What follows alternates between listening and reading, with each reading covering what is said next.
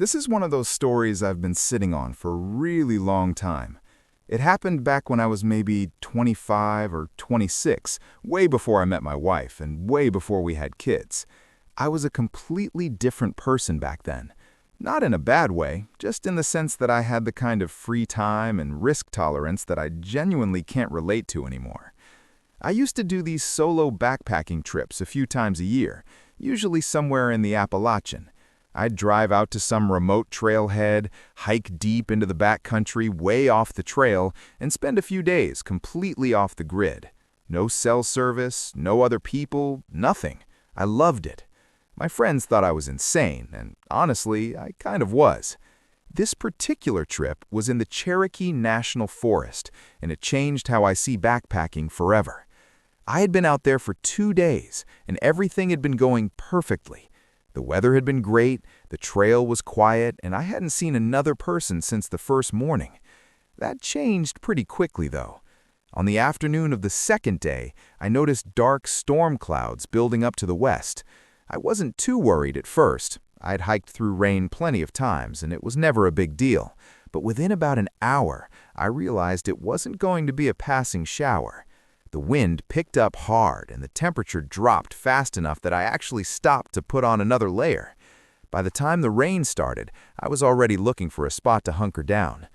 The problem was that I was in a pretty exposed section of the trail. As I predicted, it wasn't a light rain. It went from windy to full-on downpour in minutes. The wind was bending smaller trees sideways, and I could hear branches cracking and falling in the canopy above me. I started getting genuinely concerned about my safety. Lightning was striking pretty close by, and I was hiking at elevation with a metal-framed pack on my back. Not ideal. I kept pushing forward, completely soaked at that point. I was scanning the woods on either side of the trail for anything that could pass as shelter. As if by some miracle, I actually saw a structure through the trees off to my left.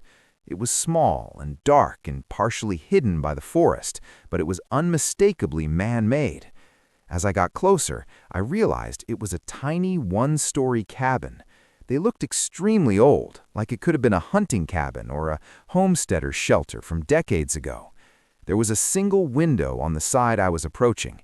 I can't overstate how relieved I was. I practically sprinted over to the thing and pushed the door open. Inside, it was dim but dry. There wasn't much in there, just a chair, a small table, and what looked like a cot frame pushed against the far wall. There was a stone fireplace on the right side that was clogged with old ash and debris. The place honestly smelled really bad, but I didn't care about anything other than stripping out of my soaked clothes and laying down. There wasn't a couch or anything in there, so I literally just picked a spot on the floor and lied down. I was in survival mode at that point, not exploration mode. All I cared about was that I was out of the storm. It wasn't until I'd been inside for maybe 10 or 15 minutes that I started actually looking around. With the storm raging outside, there wasn't much else to do besides flick on a flashlight and snoop. So that's exactly what I did. There was more stuff in that cabin than I had initially realized. For starters, there was a sleeping bag rolled up in the corner near the cot frame. It didn't look ancient like the rest of the place, which confused me. There were also a couple of cans and water jugs on the table, which made me think someone had been using the place as a base camp of sorts, maybe another backpacker or a hunter. It wasn't unusual to find stuff like that in remote cabins, but the more I looked around, the more things started bothering me. There were marks on the wall near the door. At first, I thought they were just damage from age or weather, but when I got closer to inspect them, I could see they were scratches. There were dozens of them, some shallow and some deeper. There was no pattern or order to the marks, at least not one I could see. I stepped back and looked at the door itself. The handle was a simple latch, which wasn't unusual. Despite the storm, I opened the door just to get a look at the mechanism. There was a metal bracket on the outside of the frame, which looked like it was designed to hold a padlock. The bracket was on the outside. There was no corresponding latch on the inside. That meant the door could only be locked from the outside. Things only got stranger. I shut the door and started looking around the cabin. The only thing I hadn't checked out yet was the window, so I walked over to it. The glass was still perfectly intact, which surprised me given the apparent age of the place, but then I noticed why. There were screws drilled into the window frame, one in each corner, securing it shut. Those had also been driven in from outside. And around the edges of the frame on the inside, there were more scratches, deep ones. These were unmistakable. They honestly looked like someone had tried to pry the window open with their bare hands. All of it hit me at once. Someone had been kept in this cabin, trapped, as in kept against their will. I should have left right then, and I did consider that, but there was a good part of me that felt like whatever had gone on in that cabin was well in the past. Everything in the cabin looked really old. Even the sleeping bag, which did look on the newer side admittedly, was rigid and dusty. Plus, the last thing I wanted to do was go back out in that storm again. So I stayed. I'm not sure how much time passed. Maybe an hour, maybe more. The storm wasn't letting up at all. If anything, it had gotten worse. The rain on the roof was so loud that it was hard to hear anything else. That's probably why it took me so long to notice the other sound. I picked up on the scratching or scraping noises from outside, somewhere along the left wall of the cabin. At first, I thought it was a branch, but I couldn't remember if there had been branches low enough to even touch the exterior of the cabin. As I was thinking about it, I heard two heavy thumps on the porch. They honestly didn't sound like storm sounds. This time, I stood up. I did that thing where you freeze in place and try to focus by staring at a random spot on the wall. I was trying to listen, but if someone was out there, it would have been impossible to hear over the storm. I started getting paranoid that those sounds I heard were just a few of many, and that the rest had been drowned out by the rain. My eyes drifted over to the window. I couldn't bring myself to look through it. If someone really was out there, they'd probably be looking through it. I stayed in that position for what felt like forever. After a while, I started to relax a bit, thinking I had just been hearing the storm, or at the very worst, an animal poking around the cabin. I was almost ready to forget about everything when I heard something that sent me over the edge. Pressure on the door, like someone was leaning their full weight against it from the other side. The wood creaked and the latch rattled once before the pressure released. My heart rate instantly shot back up, and that's when something clicked. Why would someone be outside in a storm like this, circling the cabin, tapping on the walls, without just coming in? The door wasn't locked. Nothing was stopping them. And then I thought about what I'd found inside the cabin, and it occurred to me that maybe whoever was out there didn't want to come inside. Maybe the whole point was to keep me in there. I'm not sure if that was the right conclusion, or if my mind was just spiraling, but I decided I was leaving right then. I didn't care about the storm. I started moving things into my backpack as fast as I could. I had this sickening feeling that something really bad was about to happen. And I was right. The next few moments were a blur. I was maybe 30 seconds from walking out the door when I heard the sound of glass shattering behind me. I spun around just in time to see something come through the window, and that was all I could see before the whole room erupted in flames. The flames spread so fast that I couldn't even process what was happening. One second I was standing in a dark room, and the next second the walls were on fire. The heat hit me like a physical wall, and the door wouldn't budge. It was jammed from the outside. I slammed into it with all my might, and it gave. It collapsed off its hinges and me with it. I scrambled to get back on my feet and I just ran. I couldn't even see. I was just running wildly through the woods and rain, trying to put as much distance between myself and that cabin. But before I could get a safe distance away, I felt something tackle me from behind and I was back on the ground. There was a person on top of me, and suddenly I was fighting for my life. I clawed and kicked and screamed, but this guy wouldn't get off me. He was yelling too, and he kept trying to get me in a chokehold. He was gouging at my eyes and pulling my hair, and I started to feel dizzy, but I managed to push him off. I got back up and kept running, and whoever had just tried to kill me was screaming like a maniac. I looked back twice. I couldn't see my attacker, but I did see the cabin, which was fully engulfed in flames. I think the picture of that fireball is burned into my brain forever. The second time I looked back, the glow was smaller, but still visible through the woods. But I just kept running. For all I knew, I was being chased. I didn't stop until my legs gave out. I found a spot where a couple of large trees had fallen against each other, and there was a narrow gap underneath that blocked most of the rain. I crawled under there and just collapsed. I couldn't feel my body. I don't know if it was the fire, the rain, or the attack. Maybe all three, but I was completely numb. All I did was sit in that crouched position and try to keep breathing. I don't know how many hours passed under those trees, but time lost all meaning.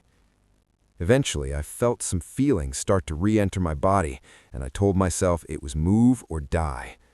Whoever was out there was probably looking for me, and he couldn't have been that far away, so I got up and started moving through the woods. I didn't know where the trail was, but I didn't really care. I honestly can't tell you how I survived that night, but I did. I stumbled onto a random trail and just followed it. I was soaked and probably bleeding from multiple places, but I just kept trudging on. Eventually, the rain subsided a bit, at least enough for me to figure out where I was. I made it to some random trailhead. By that point, the storm had passed. I don't remember too much after that. All I remember is that the first person I saw drove me to a hospital. I had second-degree burns on my left forearm and the back of my neck, and doctors told me I was lucky I hadn't inhaled more smoke than I did. None of it was permanent, but it hurt like hell for a long time afterwards. By the time I was healed and safe at home, I told myself I would never camp or hike alone again.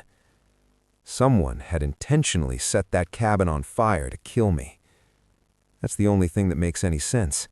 It was pouring rain, a full-blown thunderstorm, and the roof was metal. There's no way a wooden structure goes up like that fast, unless the wood had been treated with something beforehand. I gave the police everything, or as much as I could, but I could tell they weren't really going to do anything. And to be fair, I wasn't in a charted part of the woods, so it would have been silly to hound them. The only thing I don't understand is the timing of everything. My wife would probably tell you I stopped doing solo trips because I grew up and got more responsible, and she's not entirely wrong, but I honestly never told her about this incident, and I know I'll never go back out trekking again alone. My name is James. This happened maybe 7 or 8 years ago, back when I was in my early 20s and still doing stuff that I probably shouldn't have been doing. I had this friend, Charles, who was kind of notorious in our friend group for finding cool places to explore, like abandoned buildings and old factories. If it was somewhere you weren't supposed to be, Charles had probably already been there and can tell you exactly how to get in. He spent a weird amount of time on Google Earth and these niche urbex forums, and he'd always be hitting the group chat with screenshots of random places he wanted to check out. Most of us would entertain his ideas, but never actually follow through. I was usually the exception. Charles and I had been friends since high school, and I think the reason we got along so well was that we had similar thresholds for risk. While most of our friends would hear his pitches and go, "That sounds insane," I'd hear them and go, "When are we going?" It was a dynamic that led to some great memories and a few situations that I look back on now and genuinely wonder how we made it out unscathed. This story is about one of those situations. One weekend, Charles texted me about a fire lookout tower he'd found deep in some forest not far from us. I really wish I could remember the name of the forest, but I can't. Charles said it had been decommissioned years ago and was just sitting out there in the middle of nowhere, completely untouched. He didn't tell me how he'd found it, but I didn't want to know. He was convinced we could hike out to it, climb it, and spend the night up there. I was more skeptical. I mean, things like that are usually fenced off, or at least protected somehow. But I promised him I'd at least come and check it out. To be fair, the idea of being 70 feet or so up in the middle of a forest with a 360-degree view sounded incredible to me. We picked a random weekend and made it happen. Charles planned the entire thing out, including the drive, what to pack, and how to find the tower once we were in the woods. It was a 3-hour drive away, and Charles told me the hike would be off the trail, but pretty short, about 4 miles or so. We drove out early in the morning on Friday and made it into the woods sometime in the afternoon. For some reason, I was kind of expecting us to get lost, or at the very least not find the tower, which is exactly why I was all the more astonished when we actually did.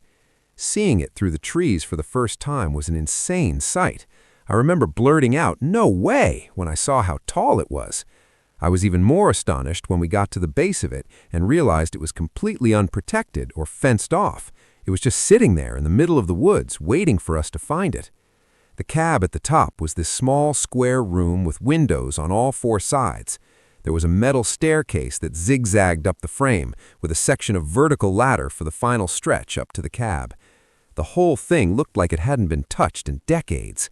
Some of the lower railings were bent or missing, and there was graffiti on the support beams near the base. To be completely honest, it did not look like the type of structure anyone would be eager to climb, but Charles was practically giddy. While I was hesitating and debating whether I should try convincing him to back out, he had already started climbing. I yelled at him to be careful, and that got him to slow down. I figured, what the hell, and told myself to stop bitching. The two of us made our way up carefully, checking the stairs as we went. Most of them felt solid enough, but there were a few spots where the bolts had rusted through and the steps wobbled. The vertical ladder section near the top was the sketchiest part. It was 20-some feet of straight climbing with nothing but a narrow metal cage around it. The adrenaline rush was insane, but that's what Charles lived for. He made it up without any issues. The view from the cab was unreal. You could see for miles in every direction, and we had also timed it perfectly. The sun was maybe an hour from setting. Our plan was to camp out for the night and catch the sunrise. There was a decently wide wraparound walkway up there, which is where we decided to chill, at least initially. We cracked a few beers and just enjoyed the view and some conversation. The sun eventually went down, and the sky went from orange to purple to dark blue in a matter of minutes. Once the light was gone, the forest below us was just a black mess in every direction. There wasn't a single light in sight. The stars were incredible, easily the best I've ever seen. But being alone out there in the dark was freaking me out a little. It was just weird not being able to see anything, despite knowing there was a whole forest below us. Charles could tell I was getting a little antsy, and he started messing with me, grabbing my shoulder and stuff like that. But the thing that pissed me off the most was when he smacked his metal water bottle against the side of the tower. It sent this incredibly loud, echoing clang in every direction, probably to be heard for miles. The sound was so loud and ominous that I actually got mad at him. I told him I wanted to go inside the cab, and he finally got the hint. There wasn't much in there, by the way. It had clearly been hollowed out ages ago. He said he was going to finish his beer before coming in and joining me, and I was fine with that. I picked a random corner and started setting up my sleeping stuff, but before I could finish, he told me in a very quiet, serious voice to come back outside. Very un-Charles-like. So I did. I walked back around to where he was sitting and saw that he was pointing diagonally downwards toward the forest below us. At first, I thought he was just messing with me again, but it only took me a few seconds to realize what he was pointing at. There was a light down there. It was faint and pretty far away, but it was definitely down there, and it was genuinely horrifying. It was weaving through the forest at what seemed like walking pace, and my first thought was that it was a person who'd heard the clang from the tower. I don't know why I felt the urge to whisper, but I did. I told him he was stupid for doing that, and we were probably moments from getting caught or arrested or something. He looked at me with a confused expression before saying, "You think that's a person?" Now it was my turn to be confused. What the hell was he talking about? I asked him what else it could be, and he said that light was moving way too evenly. He wasn't exactly wrong. The light wasn't swinging or wobbling the way you'd expect someone carrying a lantern or flashlight to be. But then again, it was probably too far away to tell. I didn't say anything after that. Neither did Charles. He just kept staring at this mysterious light as it continued weaving through the forest. Part of me thought it was just some random hiker that had nothing to do with us, but I knew that was wishful thinking. After a few minutes, it was obvious that the light was getting closer. It was also much clearer that the light was moving perfectly, like it was floating or hovering. Charles asked me what we should do, and I didn't have an answer for him. There wasn't really anything we could do. Like, what were we going to do? Climb down? As we were throwing out more theories, the light suddenly zipped forward, like it skipped a beat. It was really thick, but for a split second, that light went from steady, even movement to an abrupt zip forward, and then it was back to steady movement again. I started feeling my palms start to sweat, and I could tell Charles was really freaked out too. I kept trying to convince myself that whoever was down